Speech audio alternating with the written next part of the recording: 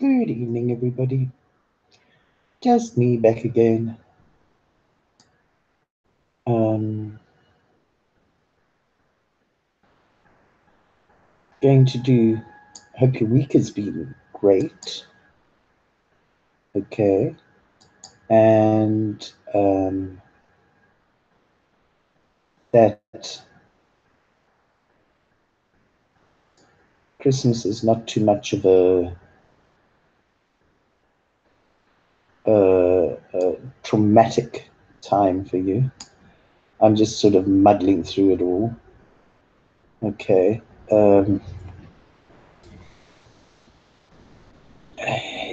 Christmas is a time for me that get a little bit of depression, and get sad because mum and dad aren't with me anymore. Okay, and that for me was the best Christmases.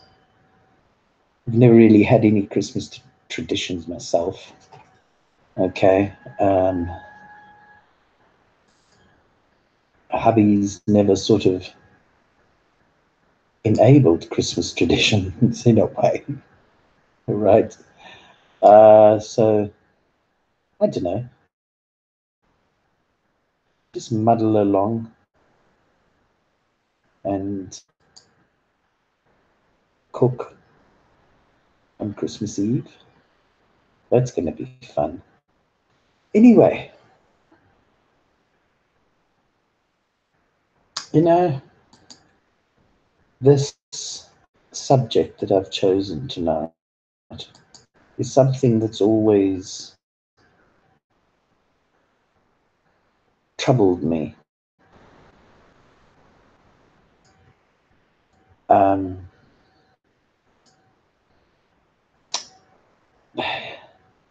do words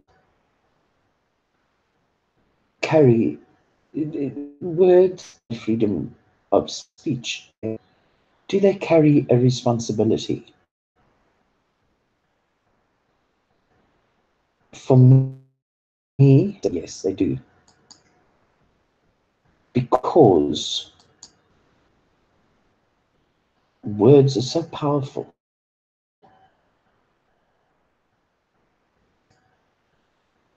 And, you know, there's a funny thing. I went through a bit of domestic violence, okay, for a number of years. Yeah, I mean, it wasn't all the time or that, okay. Yes, I shouldn't have gone through it like I did. I should have, lots of things I should have done, but I didn't.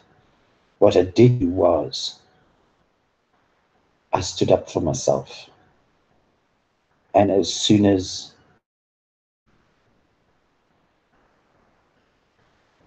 I realized that I wasn't going to take it lying down, okay, it stopped. There'd been a few times close, okay, but you know, I'm not.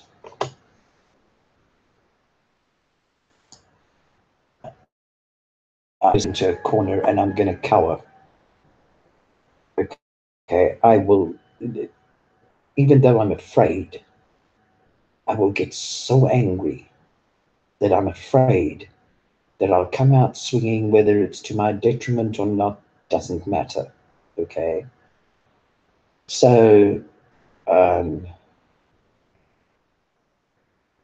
my bluff, I suppose you can call it, has saved me from catching a couple of punches. And I have also been the victim. I don't want to say victim, but I've been the verbal punching bag too. And I'll tell you something. The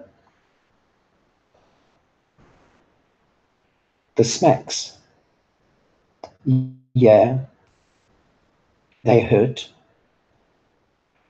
They hurt they hurt you physically. They do hurt you mentally, up to a certain extent, okay, they leave marks, but it's marks people can see. Verbal abuse is insidious. For me, I'd rather catch a smack than words, because those words have stayed in me. The smacks, yes, I know I got a couple of smacks, okay. I know what they did. I know how I felt. I know that a part of me died, okay, and it hasn't been resurrected because I won't resurrect it. It must stay where it is, okay. But the words, when it comes to verbal abuse or words that are just said without any thought, okay, except for that it's going to make me look big deal and it's going to make me feel like a conqueror or whatever it is, okay. Those words, you can't take them back. You can apologize a million times just for a couple of words, but it doesn't wipe out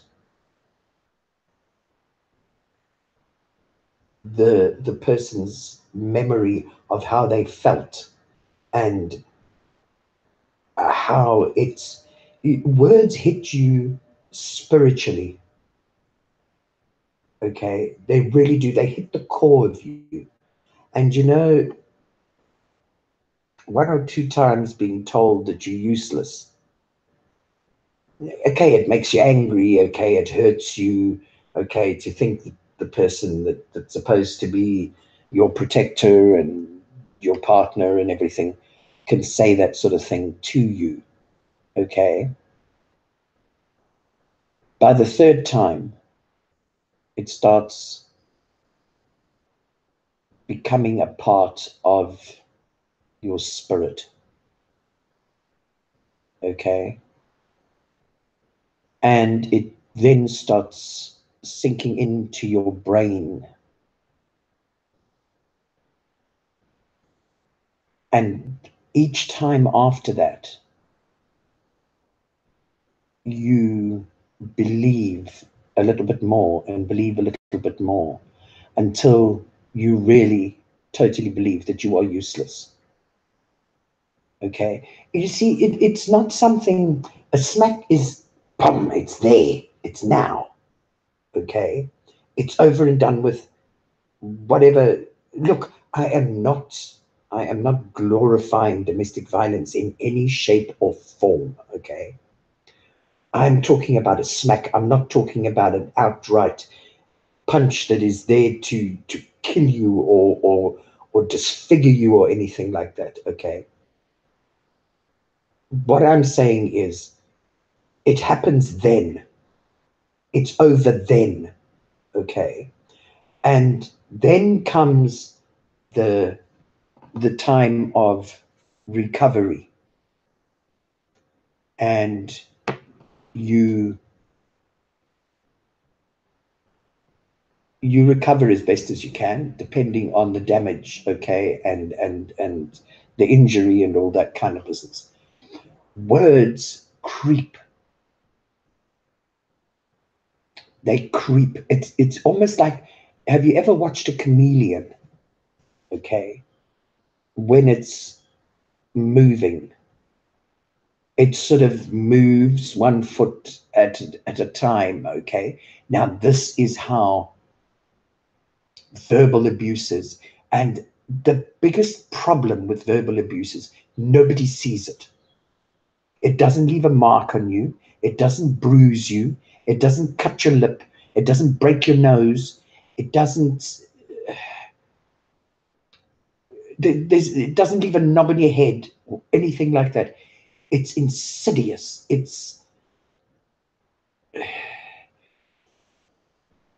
hits you inside, not outside. And it's something, okay, that marks you, who you are. It changes you completely. And you can say, the person that has perpetrated it, okay, can apologize to you. All right. They can apologize every day of their life. All right.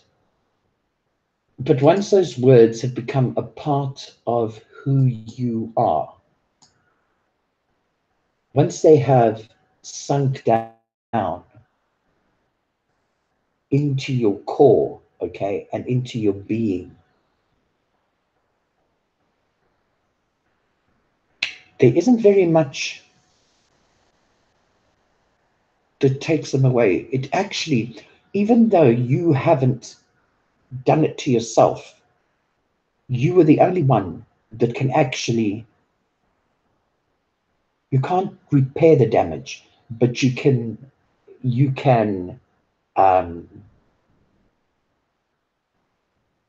rechannel yourself, okay? But you have to do that. The other person, that the perpetrator of those words, unless there is it depends how many years the verbal abuse has been going on, okay? It depends. You have to get counseling and therapy and that kind of business, okay, if it has been over a long period. And the person that's been the receiver of those words has to really believe that the perpetrator is doing everything to change, because it's everything that you do, you question. And you don't question it once, you question it a million times. And I found that what has happened to me, because of that questioning, okay, I either don't do something that I really should have done and could have benefited me, or I'll do something because I'm just so tired of sitting with all these questions, and I will push myself to do it and then end up in trouble. Okay. So then what happens is, then I doubt myself even more and my judgment of things. Okay. So there are so many feelers to verbal abuse and the irresponsibility of words. Freedom of speech is a wonderful cliche. It's a wonderful slogan. Okay. The problem is they forget to tell you freedom of speech, brilliant, but it comes with a hell of a responsibility.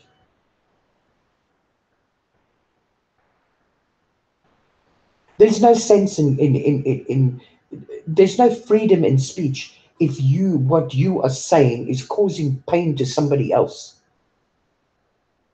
I mean, where's the freedom in that? Freedom of speech is supposed to be a freedom of being able to speak about your beliefs, your religion, your politics, that kind of thing, okay? That's where freedom of speech is. It's sharing, having the freedom to talk about politics, to talk about presidents and prime ministers and MPs and whoever else, okay? Judges and all these important people. It's the freedom to be able to speak responsibly about these people and discuss without being in fear of retaliation, okay, from the government, okay, or from the legal powers. All right. Freedom of speech doesn't mean that you can just say what you want. Okay. It doesn't matter how hurtful it is, how racist it is, how demeaning it is, but I'm claiming freedom of speech. You see, for that to me then tells me that you're a terribly immature person. Very immature, and you hide behind the slogan of freedom of speech.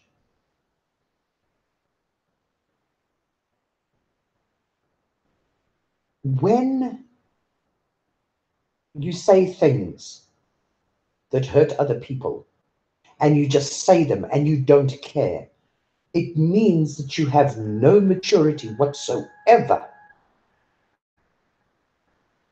Okay?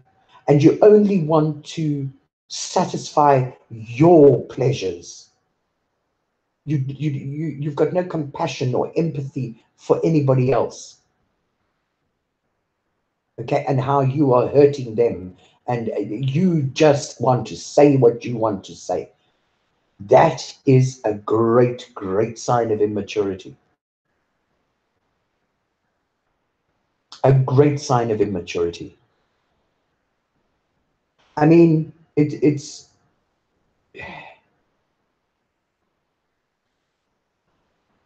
freedom of speech is not a 2-bit, a dime chewing gum wrapper, okay, lying on the floor, okay, and you pick it up, okay, and flash it around when you need it. The rest of the time it just lies there. No, freedom of speech is it comes with a huge, huge responsibility of, before you say something, what is the person that I'm talking to going to feel? Okay. What is the blowback going to be? Am I ready for the blowback? Does the blowback really need to happen? Okay, to then open up a conversation. That's completely different than just going out and blabbing your mouth, okay, and then shouting, it's freedom of speech. I have freedom of speech. No, you don't. You don't have the freedom to hurt and destroy and intimidate other people, whether it's color, belief, whatever it is, gender, whatever it is. You don't have that right. That is not what freedom of speech is. It's been twisted and abused and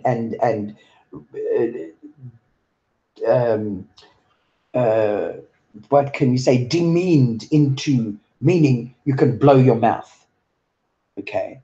And you don't have to take a step back and think about what you were saying and realize that you are accountable for your words. Are you prepared to face that accountability?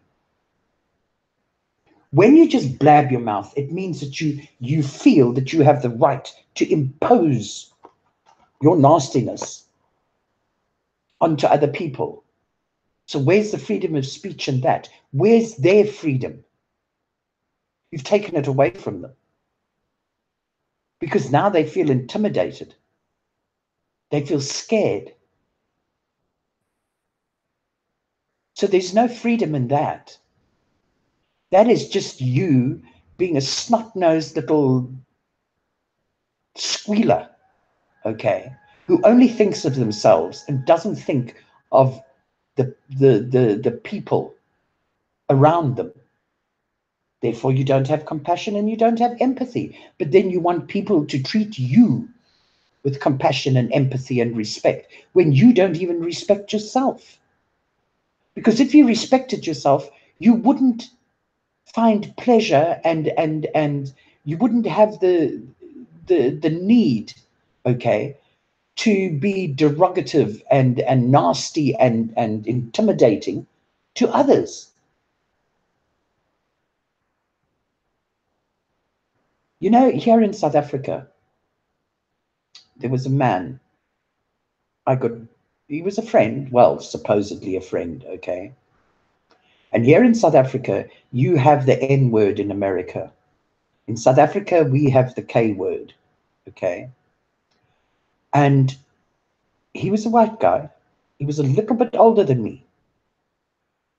And he was absolutely furious with me because I said to him that he did not have the right to go around shouting the K word and expecting people and expecting the black people in South Africa, the black South Africans, okay, to not be upset with him.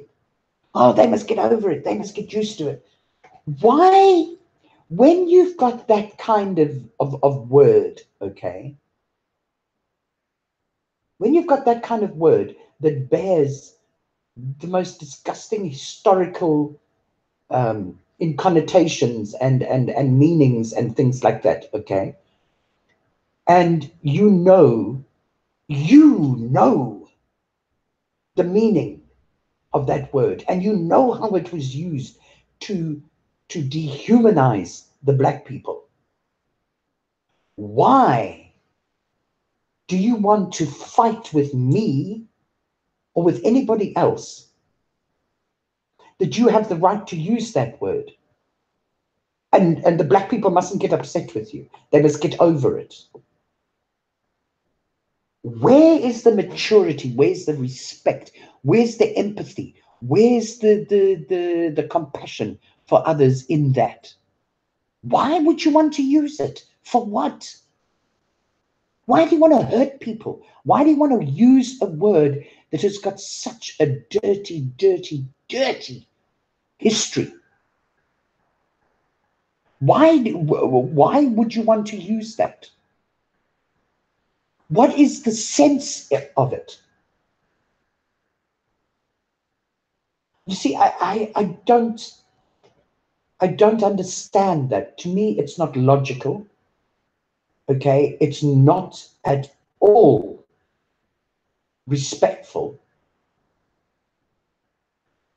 Okay, and I just don't.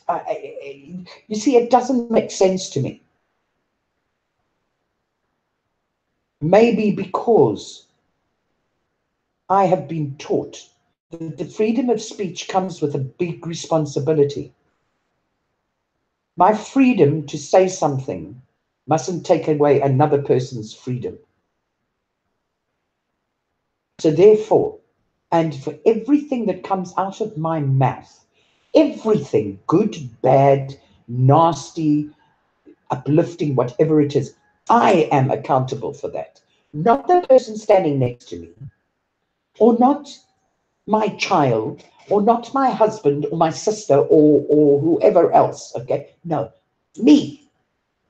I am accountable because those words came out of my mouth. If you can't stand on what you say, don't say it. Don't say it. I mean, I'm a motor mouth, okay, at times, all right? But I still have that ability to think. Even though I'm motoring, okay, I'm thinking, well, right, I'm saying this, I'm saying this, I'm saying this. Hey, no. Now put on brakes, you're getting carried away, okay? Because I've always had to do that. I was raised like that. I was raised like that. That's why it took me a long, long time, okay, to become a person that fights back in the same way as what is being thrown at me, because I didn't know how to do it. Now Now I can chop you to pieces at 200 meters with my tongue. And it's not nice. It's not nice at all. Okay? And your color won't come into it. Your intellect won't come into it. Okay? And your faith won't come into it. I have perfected my weapon. Okay? And it needn't be a lot of words. But then I'm accountable for what came out my mouth. Don't forget that. And that's where people were shocked with me, because I'll cut you to pieces, especially if you threaten my kids, okay? Or I perceive you as a threat to my children or to my family, okay? I never backed down. I never backed down. I admitted to what I had said, and I meant it. And I owned up. I was accountable for what I said, and I didn't back down. And I didn't say, well, but you know, you did this to me. Because you know what? When you go to attack somebody verbally, it's your choice. You choose either to walk away, okay, keep silent, or attack back. Nobody forces you. It's your choice. So, whatever came out my mouth, however bad it was, and I mean, if I couldn't find a swear word, boy, I made it up. But I was going to nail you. And I wasn't going to take any prisoners. And I wasn't going to turn around and make an excuse or I never did that or I never said that. No. Yeah, I said it and I did it. And it was my choice to do that. So yeah, I can be nasty, but there's a limit to my nastiness. There's a limit to it. Because my aim is not to have lasting effect that you are now going to be emotionally crippled for the rest of your life. No. My aim is to get you off my back, to get you away, and to make you realize that I'm not afraid of you. Okay, and I don't want to hit you because I'm not violence in that way. No. Physical violence, no. I'm not that way. I'd rather smack you with my tongue than with my fist. Okay. It's, you know,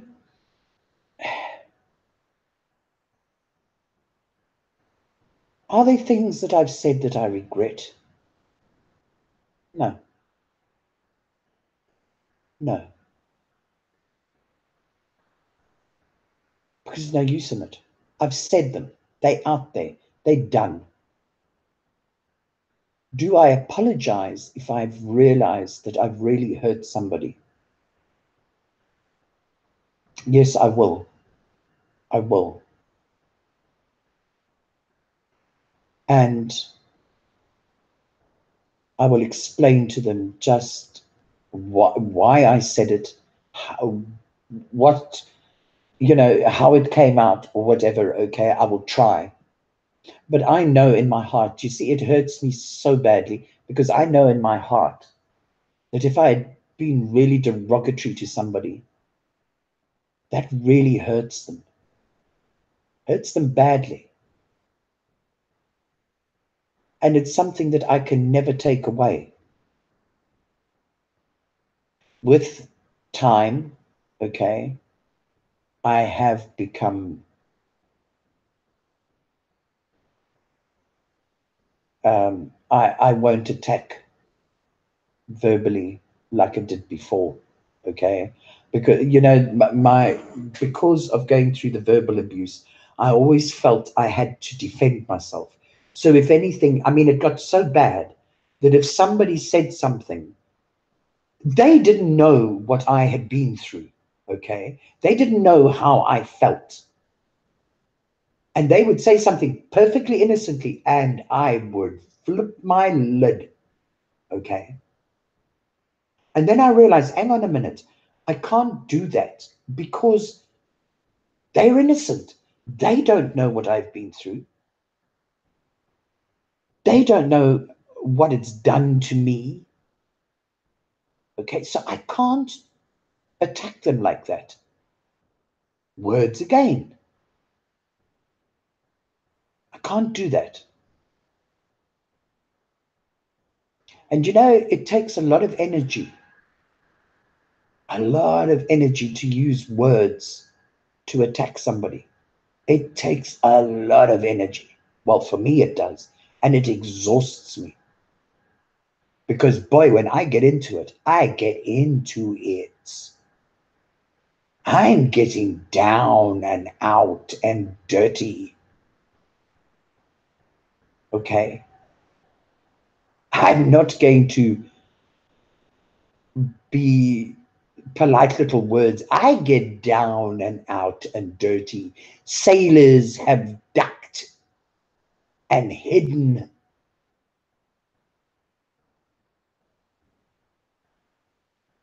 Okay? And, afterwards, you don't feel great. You are exhausted and you're so full of negative energy. Okay? It's not worth it. Words words do matter. Words do matter. And we have to teach our children that. We have to teach our kids that. If I had gone to school like the kids do nowadays, and I'd said things to children that they say to each other nowadays, when I got home, I would have got it.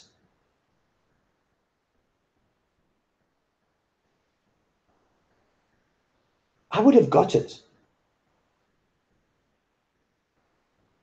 And the main thing would have been, why would you want to hurt somebody else? For what? They didn't hurt you. Why you want to hurt them? And even if they did hurt you, what's it going to prove you hurting them back? You're now buying into their rubbish.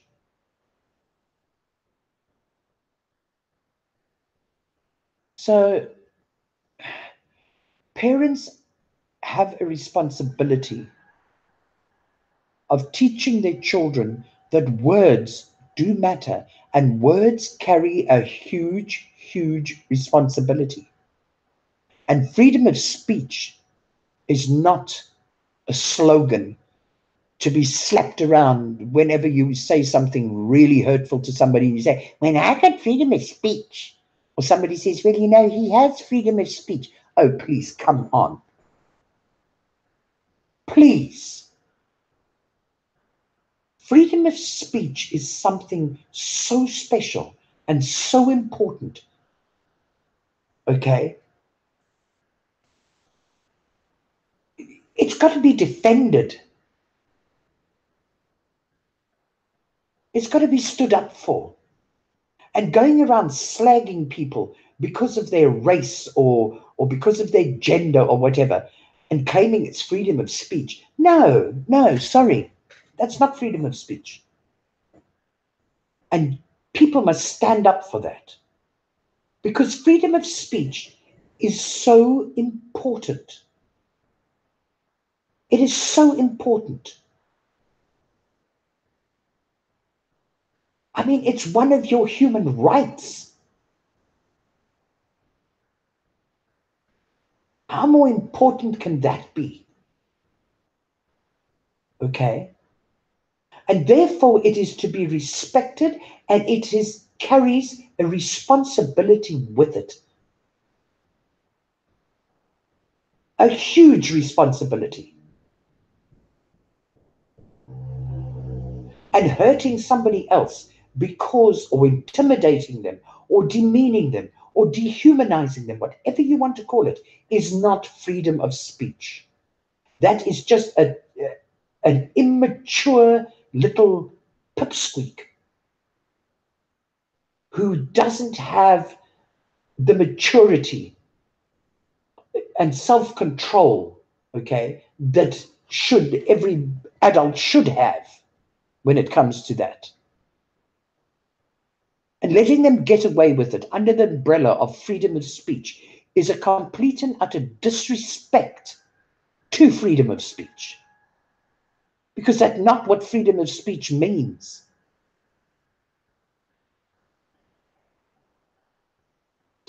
Anyway, I'll leave you with this little thought.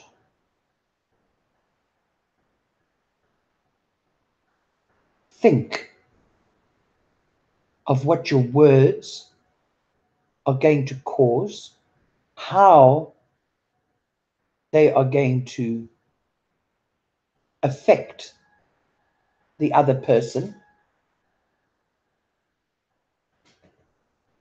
Okay? And really, if you really need to say them,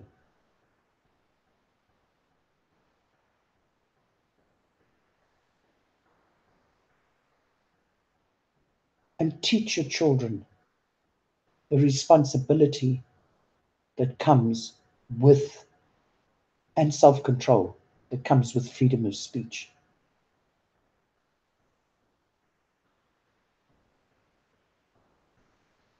Okay, everybody. May your gods go with you. May you have a fantastic week. And if I don't do a video before Christmas, may you have a fantastic Christmas and be good to each other and be kind. And hi, Carmen and Princess Zena. I'm sorry I didn't see you there. I was getting so carried away. It's lovely of you to come around. And your little Princess Zena is too gorgeous. She really is. And I think it's such a lovely idea that you take her with you when you did your graveyard walkabout. I think that was a lovely idea. Anyway, I've been on here for long enough, and I'm sorry I didn't see you. I really am. Okay, I was really bad about that. I must learn to look at chat. Anyway, good night, everybody. God bless. Take care of each other.